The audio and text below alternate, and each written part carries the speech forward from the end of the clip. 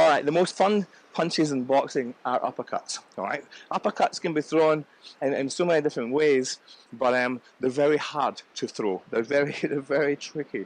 All right, and if you throw these things in the wrong way, you're going to leave yourself open and exposed for all sorts of punishment to be delivered back to you. All right, so when I'm teaching this boxing lesson on the uppercuts in the desert, again, focus on the body movement. Everything has to move at the same time. Everything has to be in time.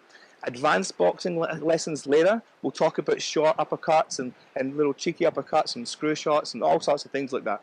For the foundations, I really want you to focus only on the body movement, only on bending your legs and getting right in with a punch. Focus on the body movement. Don't start thinking, oh yeah, but this and this. All right, we're coaching the foundations. This is the beginning of something great. This is the beginning of another level of boxing. But without this training, you can't advance. All right, so enjoy uppercuts. I love them. Okay, shake it out as per every other punch. Get yourself in a natural boxing stance and get into your defensive position. As always, the power generates from the feet. It generates from the legs. And as you can see here, I'm bending my knees and bringing up my left hand. Bending my right knee the most, all right, so I can generate power up, pushing up through that rear foot. You see how that works? Pulling in, all right, pulling in and letting go. It's the legs that's allowing me to do this. This is not a shoulder movement. This is a whole body movement. Just focusing on the left uppercut just now. Okay, let's move to the right so you can see it more angle. You're going to pull that hand back. You're bending the knees down. You're pulling that, cocking it back, and then driving through with the legs. Up there. You see how that goes? Like a golf swing. Up, and then bend the legs and pushing up. You're going to get a fantastic power behind that shot if you can get all of your body into it. It really comes behind in a bobbing and a weave. So if you're going left, you're going right, you're going left, you're going right, you'll be naturally in that position where you can bring that uppercut up. Let's look at that from the rear. All right, from the bobbing and weaving, you're going to find your rhythm up through the right, and find your left up through the left, find up through your right, up through your left. Look at the legs, look at the way the hand's been drawn back in the cocking motion, and then let go.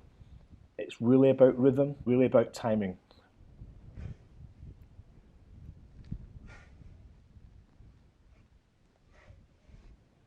An important thing to note is the L shape which is maintained in the arms.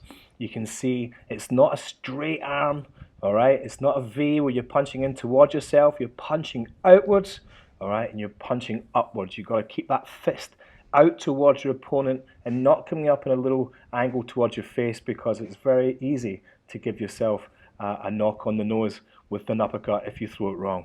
Another thing to pay attention to is look at my head. It's sort of directly above my hips. It's not leaning forward.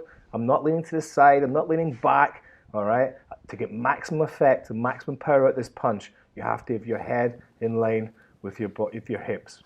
This is Denny the Trainer. You're watching the Bible of Boxing series of videos.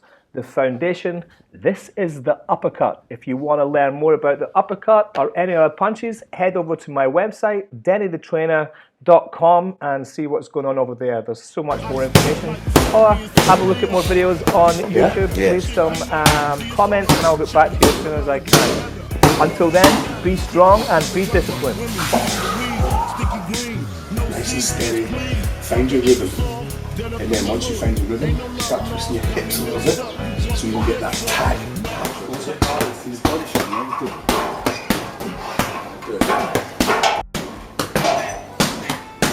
That hip turn so we can get that straight line up. Yeah? If we're not got hip turn, this leg will probably become straight. Right? We want to get right underneath it. Right? Yeah? Same old thing. Right? Break it down. Right, start off steady, put your hip into right cross position. Just get that shoulder moving. Yeah, just start it one right now. The arm right.